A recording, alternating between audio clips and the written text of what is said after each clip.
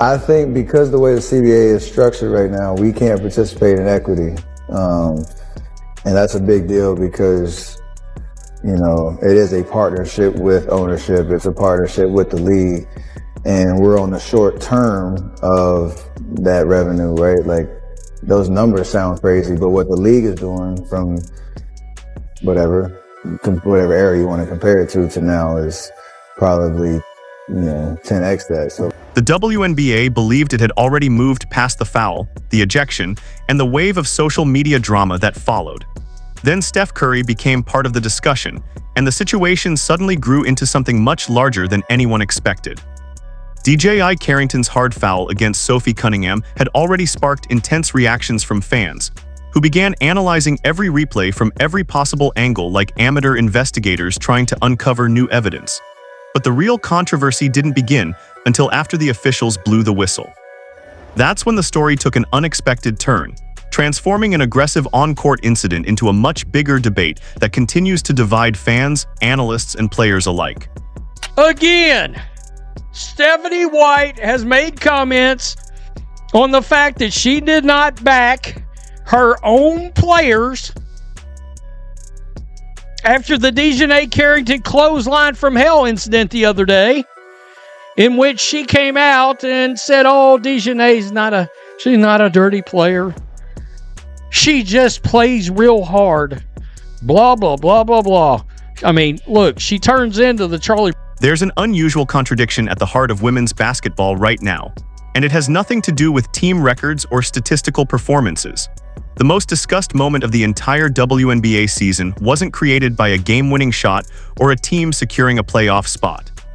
Instead, the biggest story in the league emerged from an entirely different kind of moment, one that had little to do with traditional basketball highlights and everything to do with the controversy that followed. DiJonai Carrington was ejected from the game against the Indiana Fever for a little scuffle with Sophie Cunningham. And my analysis is, at least we know the refs work. Hey, we've been asking this whole time for the refs to do something. They did something today.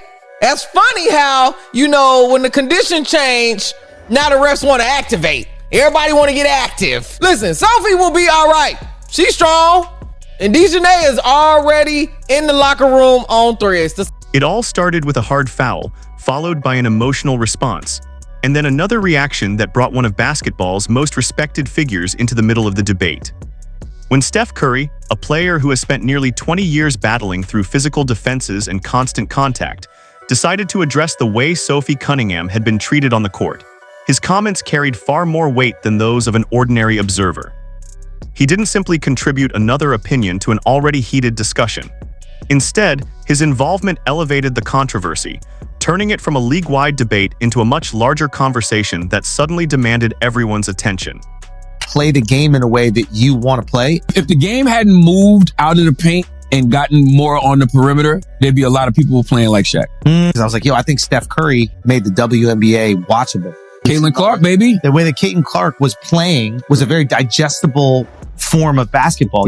But now this girl out of nowhere is playing like Steph, and it was still digestible. He transformed what initially seemed like a localized basketball dispute into a nationwide discussion about sportsmanship, the responsibility of protecting star players, and the limits of physical play that professional leagues are willing to accept.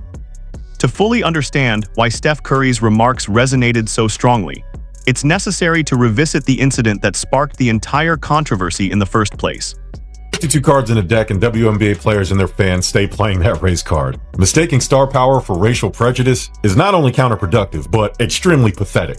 DiJonai Carrington committed a hard foul at Sophie Cunningham and was correctly ejected from the game, but then decided the best thing to do for her cause is to run to the locker room and tweet out white privilege. I'm sorry, this isn't about race like some love to make it all about. It's about status. It's not white. During a game against the Chicago Sky, DiJonai Carrington made contact with Sophie Cunningham's neck, and officials later upgraded the play to a flagrant foul. The incident happened just after Cunningham had been poked in the eye and was still recovering. Instead of backing away, she immediately confronted Carrington, turning a physical play into one of the season's biggest controversies. When Steph Curry described the incident as one of the most cowardly plays he had witnessed in decades, his comments carried significant weight because they came from a player with years of experience dealing with physical defense. Curry's point was straightforward. There's a clear difference between aggressive basketball and making contact with a vulnerable player who isn't prepared for it. I remember you told me about this. Yeah, so the thing that like really caught my eye is she put on like Twitter something like white privilege. She can do that? So she pulled in the WNBA? She pulled the race card. My whole thing is that's a dirty play. They need to make an example because they don't want. Steph Curry explained that even during one of the NBA's most physical eras, players followed an unwritten rule. You faced your opponent directly. In his view, attacking a player when they're vulnerable crosses the line between tough competition and dangerous play. What intensified the controversy wasn't just the foul itself, but the reactions that followed. Curry emphasized that elite athletes earn respect by accepting responsibility when they go too far, while avoiding accountability only fuels more criticism. Carrington later described the play as a hard foul rather than an intentional one and admitted that the flagrant call was probably justified. At the same time, she defended her aggressive style, saying she never gives opponents easy scoring opportunities. That explanation exists alongside criticism from fans who believe there's a pattern involving physical plays against some of the league's biggest stars, including Caitlin Clark. Because of previous controversies connected to Carrington, many people viewed this latest incident as part of a larger trend rather than an isolated event.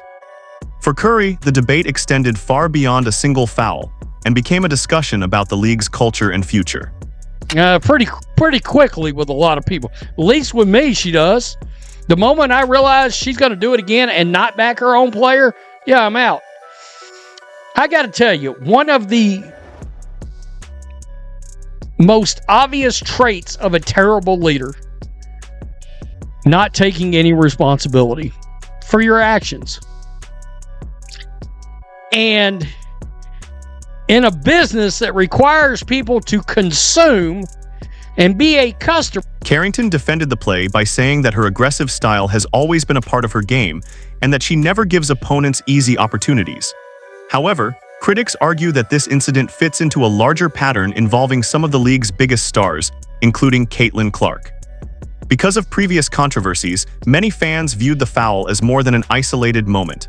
For Curry, the debate quickly grew beyond one incident and became a larger conversation about the WNBA's culture and future.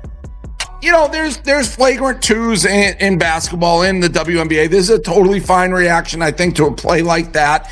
And maybe the story ends there if Carrington doesn't go to the locker room, pick up her phone, and tweet white privilege, which is insane. An absolutely insane thing to say. Now, if you go watch other networks, I'm not going to say it on Fox, but ESPN's filled with absolute morons. Absolutely have a panel of... Curry's concern extended far beyond a single foul.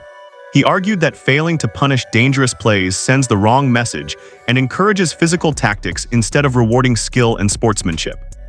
He also pointed out that Cunningham, one of the league's most recognizable players, faces enormous pressure and constant scrutiny while helping drive the WNBA's growing popularity. According to Curry, the league must consistently protect its stars and enforce clear standards to preserve both player safety and the integrity of the game. Meanwhile, Cunningham has avoided fueling the controversy and has continued to let her performance speak for itself. That contrast has only strengthened the ongoing debate about how the WNBA should handle incidents like this in the future.